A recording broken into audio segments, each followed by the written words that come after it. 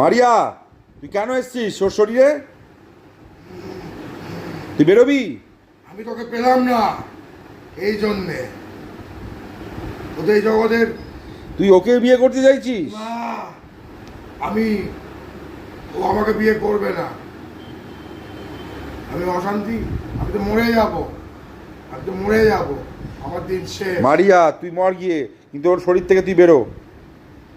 এই দুপুরবেলা অশান্তিটা আমি করিয়েছি। না, তুই ওর শরীর থেকে বেরিয়ে যা মারিয়া। বলে দে, বলে দে, দাদু মহাদেবকে বলে দে আমি ওকে করিয়েছি। মারিয়া, তুই যদি না বেরোস তাহলে কিন্তু আমি তোর মেরে ফেলবো।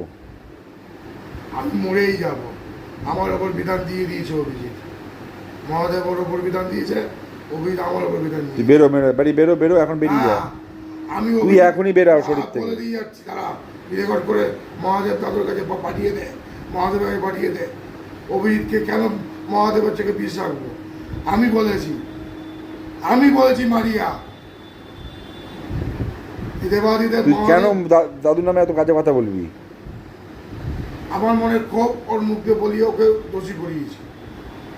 বেরো এখান থেকে, বেরো এখান থেকে শয়তান মারিয়া। আমি বলেছি দাদু মহাদেব দেবাদিদেব, মহাদেবকে গালাগালি করা। হ্যাঁ, শেখ দেবকে বলেছি লক্ষ্মী নামের শরীর নিয়ে অভিজিতের কাছে গিয়ে নোংরা কথা বলবি। লক্ষ্মী হচ্ছে এই জগতের। তুই বেরো এখান থেকে, এখনই বেরা। চলে গেল। দেখো